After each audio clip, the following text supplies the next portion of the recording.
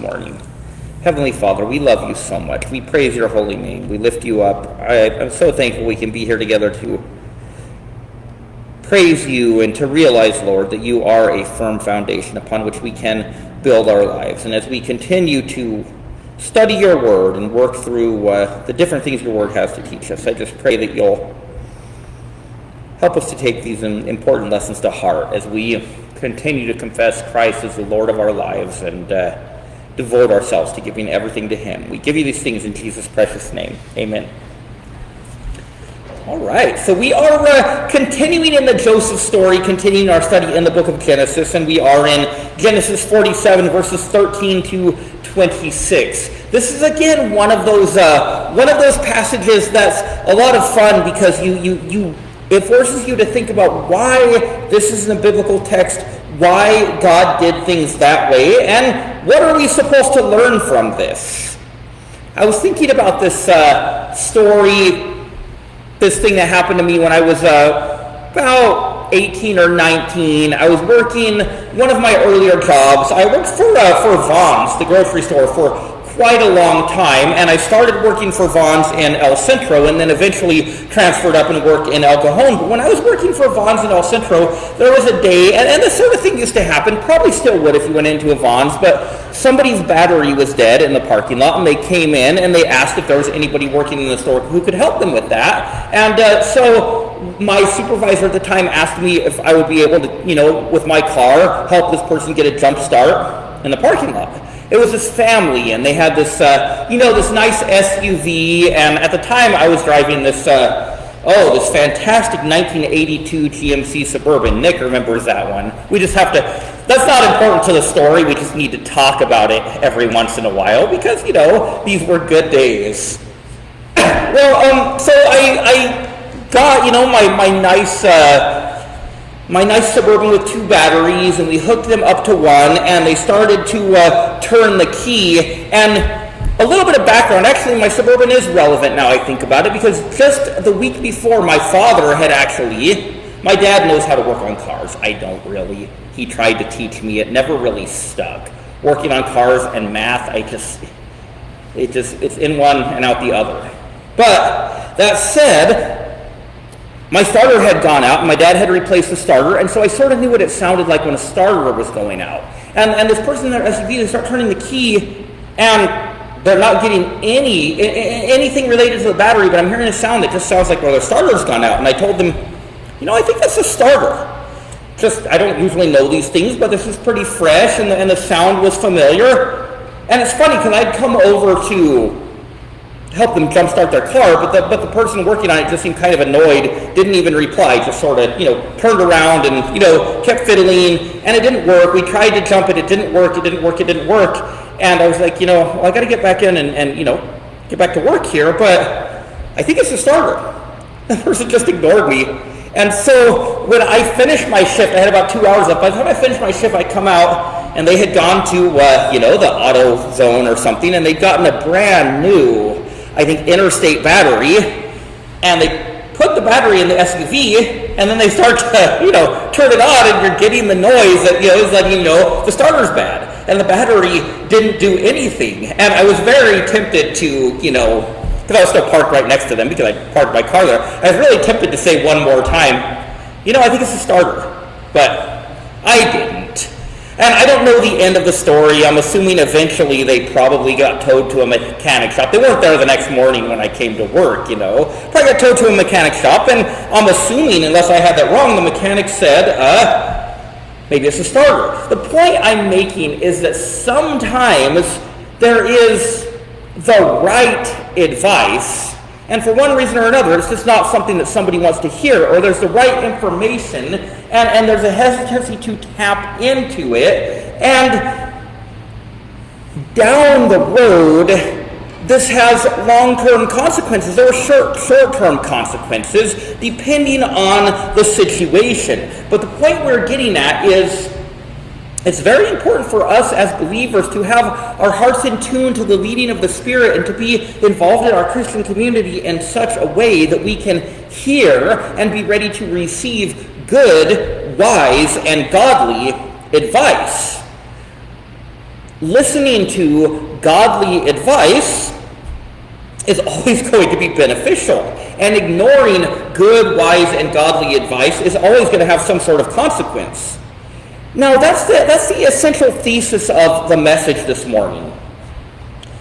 I really enjoy preaching through books of the Bible and what we're doing in Genesis, because there's a lot of things that I've read before, and I don't know about you all, but sometimes when I read something in the Bible, there's some things, there's still a lot, but they always irk me a little bit. It's almost like a little burr or something stuck the wrong place, where it's like, I don't gel with that. And today's story, there's something that happens as Joseph is in this incredible position of leadership serving the Pharaoh in Egypt. There's something that happens in conjunction with the famine that always bothered me a little bit, but the context of this has to do with good and wise and godly advice. So let me read you the text this morning. It's short enough we can read the whole thing and then consider some points. Beginning Genesis 47, beginning in verse 13, it says, "There was no food, however, in the whole region, because the famine was severe. Both Egypt and Canaan wasted away because of the famine. Joseph collected all the money that was to be found in Egypt and Canaan. In payment for the grain they were buying, he brought it to Pharaoh's palace. When the money of the people of Egypt and Canaan was gone, all Egypt came to Joseph and said, 'Give us food. Why should we die before your eyes? All our money is gone.' 'Then bring your livestock,' said Joseph. 'I will sell you food in exchange for your livestock, since your money is gone.' So they brought him their livestock to Joseph, and he gave them food in exchange for horses, their sheep and goats, their cattle and donkeys, and he brought them through the year with food in exchange for all their livestock. When that year was over, they came to him the following year and said, 'We cannot hide from our Lord the fact that since our money is gone and our livestock belongs to you, there is nothing left for our Lord except for our bodies and our land. Why should we perish before your eyes, we and our land as well? Buy us and our land in exchange for food, and we with our Lord will be in bondage to Pharaoh. Give us seed so that we may live and not die, and that the land may not become desolate.' So Joseph bought all the land in Egypt for Pharaoh. The Egyptians, one and all, sold their fields because the famine was too severe for them. The land became Pharaoh's, and Joseph reduced the people to servitude from one end of Egypt to the other. However, he did not buy the land of the priests because they received a regular allotment from Pharaoh and had food enough from the allotment Pharaoh gave them. This is why he did not sell their land. Joseph said to the people, 'Now that I have bought you and your land today for Pharaoh, here is seed so you can go plant the ground. And when the crops come in, give a fifth of it to Pharaoh. The other 4/5 you may keep as seed for the fields and as food for yourselves and your households and your children.' 'You have saved our lives,' they said. 'May we find favor in the eyes of our Lord. We will be in bondage to Pharaoh.' So Joseph established it as a law concerning land in Egypt, still enforced today, that a fifth of the produce belongs to Pharaoh. It was only the land of the priests that did not become Pharaoh's." I should mention, when it says that the law is still enforced today, that doesn't mean 2024. It means when the book of Genesis was actually laid down.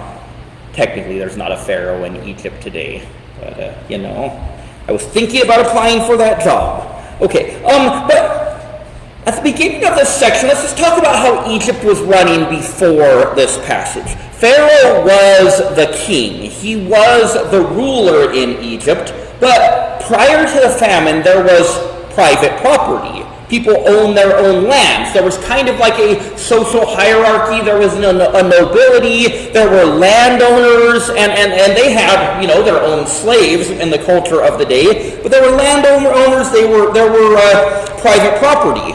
By the end of the passage, every person living in Egypt has become a slave to the Pharaoh, and that's what it says. Everybody is in servitude to the Pharaoh, and with the exception of Pharaoh was an idolater, and he gave the Egyptian priests their allotment of land. Apart from that, Pharaoh owned everything. Pharaoh owned all the land. There is no private property, and technically speaking, there's no free men or free women. Everybody is Pharaoh's slave. And God's messenger, the representative of the Abrahamic covenant, the guy God brought to Egypt to save the world through the famine, as we've talked about again and again, none other than Joseph did that. He accomplished that. He saw to it that by the end of the famine, Pharaoh owns everything. And Pharaoh kind of has, absolute power in a sense, or to a degree. This doesn't really fit real well with many of our ideals, some of our kind of conservative ideals about things like private land ownership and personal autonomy. I believe in private property. I don't actually own anything in terms of land or property, but I believe in it in theory. It's kind of one of those old, I live in an apartment, but I still think I'm an American homeowner or something like that. No, but in theory, I believe in private property and land ownership, and Joseph does not preserve that. I don't believe in slavery, right? I believe in being free, and in a sense, and we do have to contextualize this, and we will contextualize it, but in a sense, by the end of the story, everybody has become a slave to Pharaoh. Now, what do we do with that, and how do we process that? Really, what it comes to is decisions have consequences. Listening to wise and godly counsel pays off. And ignoring wise and godly counsel will always have its consequences, because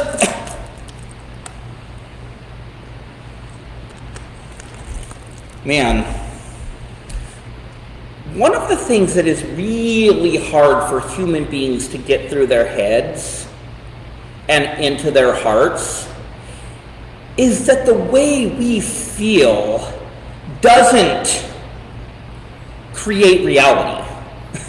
The way we feel about something has so little effect on reality. Now, the way you feel is the way you feel, and sometimes we need to, tell people, okay, you have the right to feel that way, but reality, comes nipping. I think of another couple that Andrea and I are acquainted with, and man, they have had a hard life. They have had a rough roll. There's some chronic illness involved. They have kids, and they've been through some very, very difficult times. Spent a lot of time living in government housing and that sort of thing. And my point here is not to criticize, but I know that there were so many times along the way, because sometimes they shared this with us, and it's kind of like, what do you say? There were different people, mutual acquaintances in our lives, who had given, advice, and it was ignored, and given advice, and it was ignored, and it was ignored again and again and again, and unfortunately there was just this reticence. No, I'm not going to listen to anybody's counsel. I think about how, sorry guys, but in Star Wars, when Master Yoda's always saying, my own counsel will I keep, or, probably the Jedi Council, our own counsel will we keep. And that might be great if you're a Jedi Master or the Jedi Council, right, which of course we're not, but if you're just always like, well, I'm going to keep my own counsel, and you're never going to be willing to listen to wise and godly advice, it has effects. It has consequences.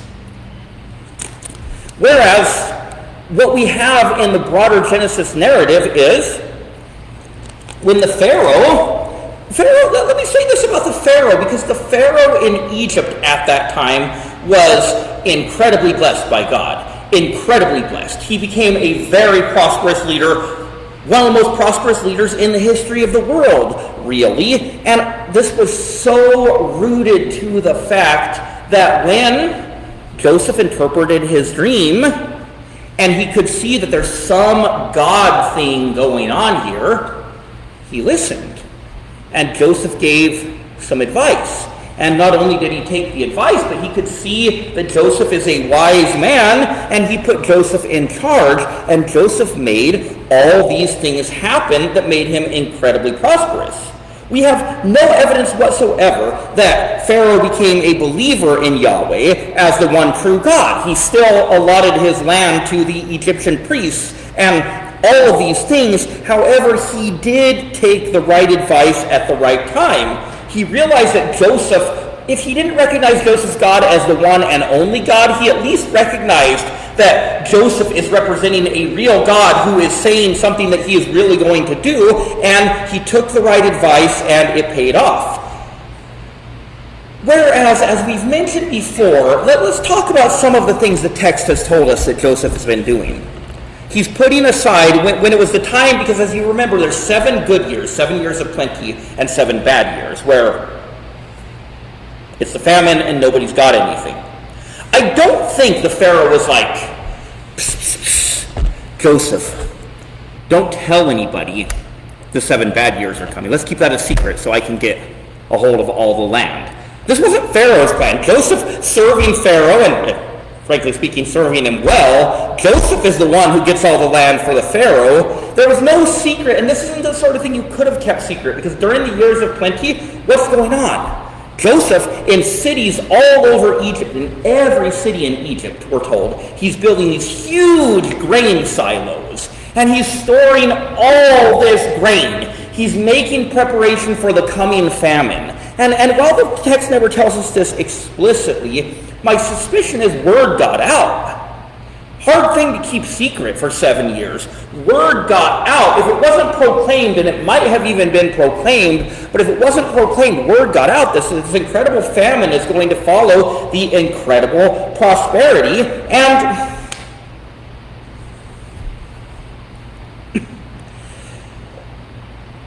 Pharaoh's establishment, in this case, this is one of those rare times in history where the government is actually the part of society that's efficient, right? The Egyptian government, the Pharaoh's establishment, is storing all of this grain, and all the private property owners apparently just aren't worried about it. They're just doing business as usual. They're not storing during the times of plenty. Just as an interesting historical point, if we connect this with history, the Pharaoh that Joseph had to do with, or the Pharaoh that Joseph is serving, was probably a Pharaoh by the name of Sesostris II. And Sesostris, a lot of the things we see in history, Joseph is never mentioned explicitly, but a lot of the things we see about Sesostris II fit very well the idea that this would have been the Pharaoh. He was for instance, he was very friendly to Semites. He really liked to welcome Semites into the country, and we have evidence of that. And we have evidence of his building projects, of his agricultural prosperity. So a lot of the things we see in external history, the little bit that we confirm, actually fits the Genesis narrative really well. So Joseph is serving this Pharaoh, probably Sesostris. The rest of the nation just isn't taking the cue. Verses 23 to 24 is where it starts to tell us that after people's money had run out, their grain had run out, they'd sold their livestock, this is where they sell their property and they say, we will be the Pharaoh's slaves. I mentioned we don't believe in slavery around here, but I do want to put this in context a little bit to understand what's going on, because this doesn't mean like a harsh slavery. Usually we hear the word slave and we think about the American South and the terrible things and stuff. You have to understand, the Pharaoh, if everybody in Egypt besides the priest and the sons of Jacob at this point are Pharaoh's slaves, this doesn't mean that Pharaoh is personally going out with his, whip slave driving every single person in Egypt. Of course that's not true. Society continued to function pretty much the way it had before. The only thing that really changed very much is that now they have to give a fifth of their property to Pharaoh. Pharaoh leaves everybody, or Joseph, I should say, for the Pharaoh and in his behalf. He leaves everybody living on the land that had previously been theirs. He gives instruction, Joseph does, about how to manage their land. And the only thing that really practically changes is that now they have to give a fifth of their produce to Pharaoh, and they didn't before. So that's really what that means. And we might know, as Joseph serves the Pharaoh effectively, and as he establishes a system, he doesn't create a cruel, he doesn't create a harsh system. He creates a situation where people just pretty much do what they're doing before, but technically speaking, Pharaoh owns it all. In fact, if you study, there are other ancient cultures that this is actually the way they worked. The Persian Empire, for instance, if you study the Persian Empire, the basic running assumption in the Persian Empire was that the emperor of Persia, be that, Cyrus or Darius or Artaxerxes or whoever these different guys were, technically the running assumption in the Persian Empire was that every person in the Persian Empire was the emperor's slave. But that didn't mean much. It just, it essentially meant we have a very strong monarchy. So Joseph establishes this situation in Egypt. We might also note that unfortunately slavery was already very prevalent in Egypt. There's kind of some irony here, because that's how Joseph came to Egypt. Joseph gets sold into Egypt as a slave, and while he's there, he becomes free, but all the rest of the Egyptians essentially in that sense become slaves to Pharaoh. But the reason I bring this up also is because these former landowners, if they were like, wow, we don't like this whole slavery thing, it's like Joseph or the Pharaoh might have been, well, maybe you shouldn't have, had all those slaves you had working your land if you thought that was a bad thing. Well, this is the situation, and of course when we read the narrative in its context, we see the people are very happy with the arrangement. They tell Joseph, you've saved us. We would have died if not for you. We would have starved to death, and you saved us. And they are very, very thankful. And again, that fits the motif we've been seeing again and again, how Joseph pictures Christ and the salvation he brings, the way Joseph had saved the world from starvation.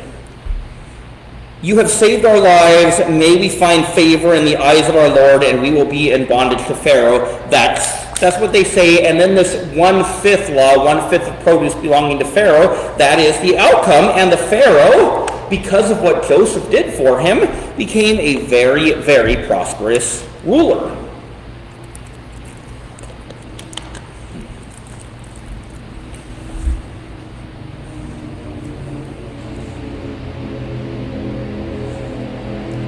This specific passage doesn't do anything like lay out, here are the governing principles for how you should think about economics. In fact,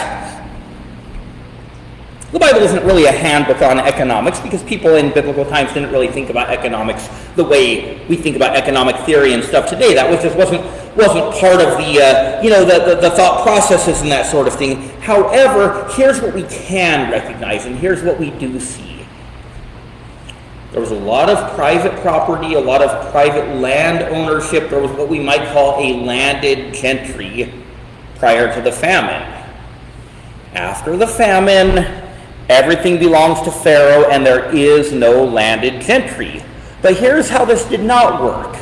Pharaoh didn't get together his army, come in with his chariots like a big, sweaty-toothed, bloodthirsty tyrant, and point swords at people and spears and bows and arrows and said, hey, your land is mine now. He didn't do that.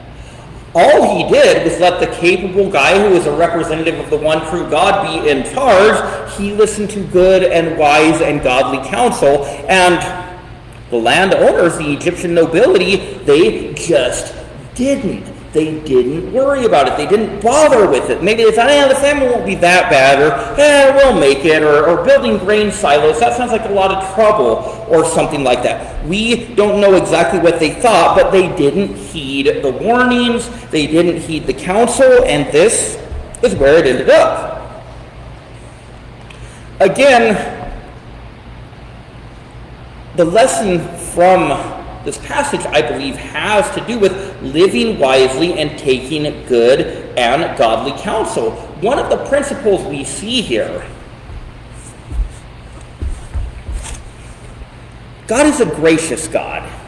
When people have made mistakes, when people have made bad decisions, when people are in trouble because they've had a hard time, God's not like, well, sorry, you're going to starve to death. Or he doesn't tell us as Christians, oh, don't help somebody who's made mistakes. You know, they don't deserve it. They made mistakes. It's not like that any more than Joseph was like going to let all the people in Egypt starve. But a couple of things, when we live wisely, when we listen to good and wisely counsel, one of the things that it enables us to do, much like it enabled Joseph and in Pharaoh's behalf to do, is it allows us to help those in need and show the benefits of listening and doing things God's way. Because Joseph knew what the Lord had said, and because Pharaoh empowered Joseph to carry out the commandments of the Lord, Joseph, in Pharaoh's behalf, was able to feed the entire nation and the surrounding nations. See, some people think that wise living is about ourselves, and for some people it is, wanting to be greedy, wanting to have everything for ourselves. But when we live wisely and we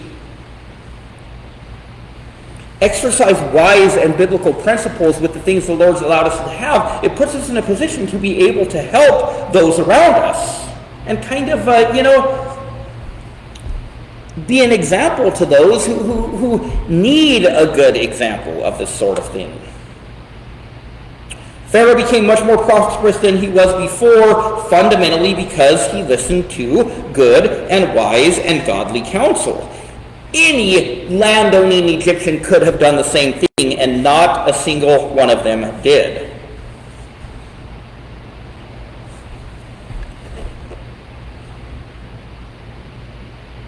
Here's the reality with which we wrestle as we think about these kinds of principles. None of us know everything. I know it's hard, especially for young people, to believe, but I don't know everything. I'm just kidding. That's not hard to believe. But I don't know everything. You don't know everything. Even wise and godly people don't know everything. That is why all of us need wise and godly counsel. That's why we need Christian community. That's why we need godly people around us who we can discuss things with, who we can pray with, who we can seek the Lord with, and who we know because of their track record, they have good counsel that at least is very much worth considering. When I'm facing a difficult situation or a difficult decision, I've got a list of about 5 people the Lord's blessed me to know that I go to, and I ask them what they think, and I get their insight, and I get their input, and am I thinking the wrong way? And if I'm not, what would be a little bit more of the right direction? And this is something that God has given us in His Word and in Christian community as we seek to know those around us, kind of finding out who are people that are good and godly people who know the Lord well and who manage things well, who are worth listening to. This is an important principle for all of us to get a hold of. So none of us know everything. All of us need at times wise and godly counsel. And I think some principles we want to take is, 1, pay attention to who God brings into your life. Which of them are wise? Keep track of those in your life who you believe are wise and give wise and godly counsel. Now, this needs to be people who have a strong walk with the Lord. Worldly counsel, it might be advantageous. That doesn't mean it's beneficial. Advantageous doesn't always mean beneficial, right? I don't know, if we were all trapped on a desert island somewhere, and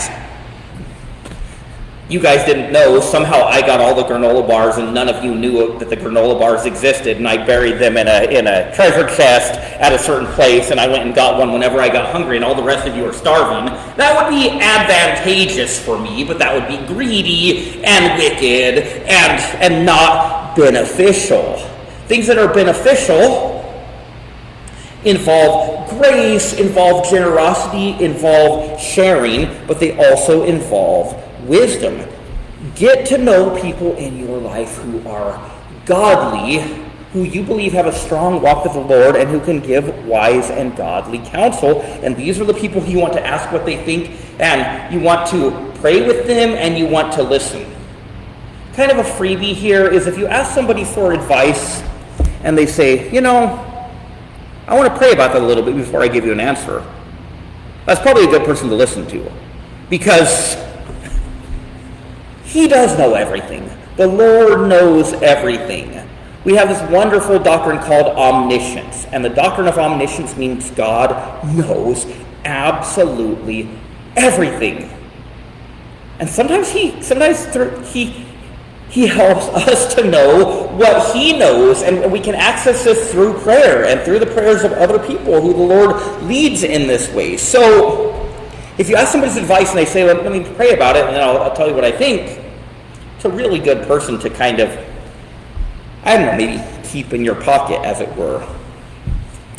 Now, wise and godly counsel and the need for wise and godly counsel isn't limited to things related to finance and property. It has to do with, oftentimes ethical decisions, relational decisions, any number of things. We've been focusing more on kind of the property and financial and that sort of thing side, only because that is obviously the emphasis of what's been happening in this section in Genesis. But pay attention to people God brings into your life, and if they seem to be wise, file that away.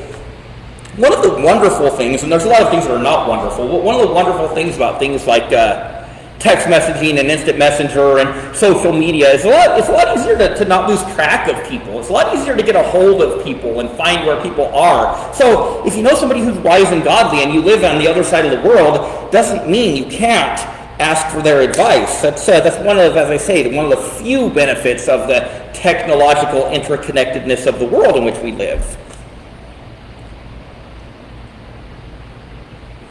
If God provides in your own life a period of prosperity. We don't believe in prosperity theology here at High Point Church. We believe that sometimes God allows us to go through very difficult times.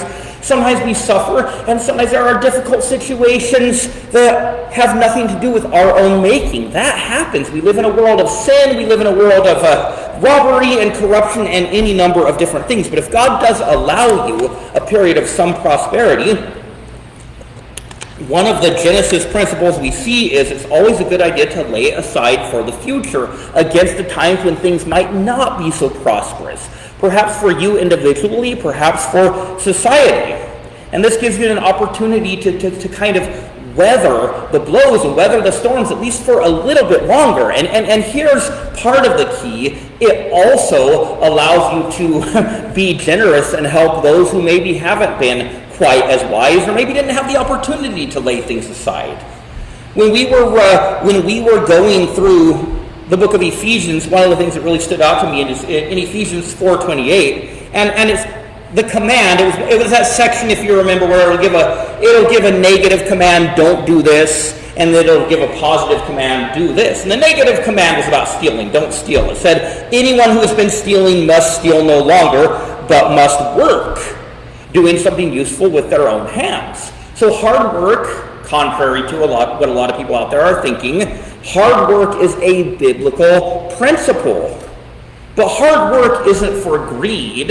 Hard work isn't so that, I can bury the granola bars in my little treasure chest, metaphorically or literally speaking. It says, doing something useful with their own hands so that they may have something to share with those in need. Part of the reason we lay aside is so that we're able to share, we're able to help people get through, just as Joseph was able to help the entire nation and surrounding nations get through this famine. If God allows, lay aside for the future so that you don't have to be dependent on others if that's possible, and so that you're able to help those in need. Now, I want to be careful here, or I want to clarify.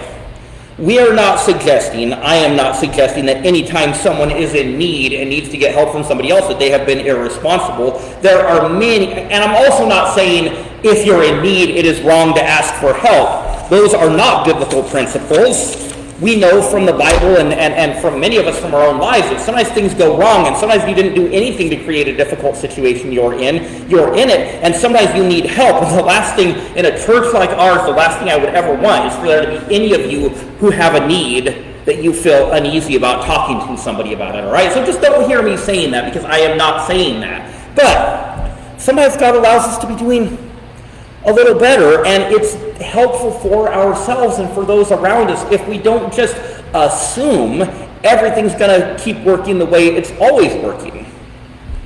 One of my favorite preachers, one of my favorite famous guy preachers is Dr. Tony Evans. Some of you guys have heard of him. Some of you have heard him on the radio or on TV. And Dr. Evans, one of the pastors in his ministry, one of his I believe it was a pastor of Christian education at his church, was giving a talk in one of my classes at Dallas Seminary, and he was talking about he was involved in some mercy ministry at their church, and it was really interesting because there had been this is Oak Cliff Bible Fellowship in the broader area of Dallas, Texas, and he was talking about how at one point there were some people who had been millionaires but had fallen on some hard times, and they were actually needing some financial help from the church, former millionaires. And he was like, I don't know. I mean, let's just say, for instance, if they were making $1 million a year, I don't know if they were making $1 million a year, but he's like, if you were making, he asked somebody once, just because he was really dumbfounded, he's like, how can you need financial help if you were making $1 million a year? and the guy very honestly said, well, I was spending $1 million a year. I don't know if $1 million was the actual amount of money. It might have been a little less than that. But the point is that that's essentially what was going on. There was this time, these 7 years of incredible prosperity in Egypt, and nobody put anything aside. Doesn't mean that anytime something goes wrong, somebody has not done what they should have been doing, but sometimes that's the case. It's just important for us to always be thinking ahead, because sometimes the running assumption is the way things are right now in my life or in society, the way things are right now is the way they're always going to be. And that's generally not a very wise way of thinking about stuff.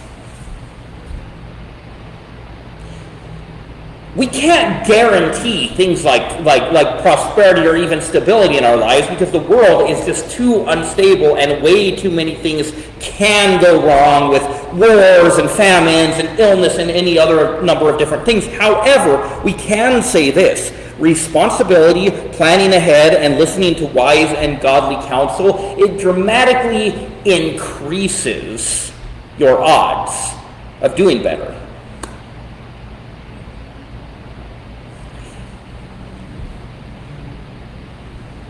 I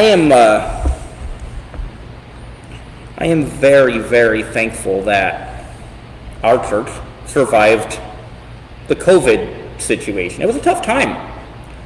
A lot of times I was, awake all night praying, Lord, this is your church. If you want us to continue, please let us make it through. And praise the Lord, He brought us through, because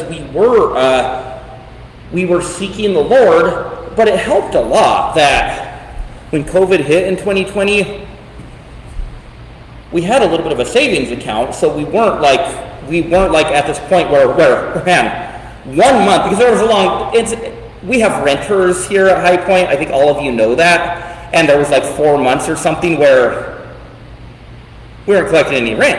A lot of our renters weren't even coming. We had contracts that were going unfulfilled because the government had said, well, people don't have to fulfill their rent contracts. And I'm not saying that was a bad thing. I'm glad people weren't evicted from their homes and things like that. I'm just saying that all of a sudden we had this income cutoff. The Lord helped us through. It was the Lord who sustained our church through. But one of the ways the Lord sustained our church through this was allowing us to have had enough of a savings account that the very minute we didn't have our normal money coming in, we weren't finished. We didn't have to close down or shut the doors or anything else. In one sense, finances have been handled wisely, but we also recognize God miraculously provided. And this is one of the points we're trying to make. These principles are not at odds. Wise planning and trusting in God's miraculous provision, these don't have to be principles that are going head to head. We can live wisely while trusting the Lord, and I think that that is exactly what the Lord is calling us to do. Oliver Cromwell, the English Puritan who for a time was the Lord Protector of England after the English Revolution, if you're familiar with that history, and not trying to tell you what to think about Oliver Cromwell. A lot of people think he was great. A lot of people think he was less than great. But the reason I bring up Cromwell, he did have a quote, because he led his own armies into battle, and when he would lead his armies into battle, and many of them had these muzzle-loading gunpowder muskets, one of the things he would tell his men before they went to battle is he would tell them, put your faith in God and keep your powder dry. And I think that line really brings together a lot of what we're saying about trying to live wisely and trust in God's provision. Cromwell's point was, we're only going to win this battle if God allows us to win this battle. We're going to trust in God's provision to be victorious here. At the same time, if your gunpowder is wet, your musket's not going to fire. And that could keep us from winning the battle. So put your faith in God and keep your powder dry.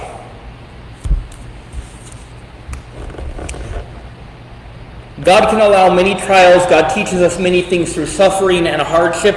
At the same time, given the choice and given the opportunity, I would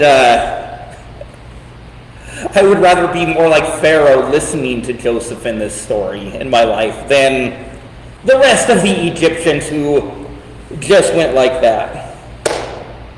So, really, I believe this is an important principle that God gives us even in a passage like this in general. All of us need to listen to wise and godly counsel. Let me pray for us. Father, we love you. We praise your holy name. I thank you so much for your truth, Lord. This ancient history is interesting history, but it also gives us these helpful principles to think about. And I just pray that as we move forward, as we seek your glory and grace, I just pray that you will be glorified in our lives, Lord. You'll help us to always be generous, Lord, to think about not only what's beneficial for ourselves, but what's beneficial for all those around us. But I pray that you'll just give us the humility, Lord, to listen to the wise and godly people around us, Lord. I pray that we'll be good models of good stewardship. We recognize that there's nothing we have in our lives, anything we own, anything we make. All of these things are really, when you get right down to it, gifts that you've given us, Lord. I pray that we'll remember that everything we have belongs to you. And I pray that remembering that will cause us to want to be responsible and generous with your resources. We give you these things in the precious name of Jesus. Amen.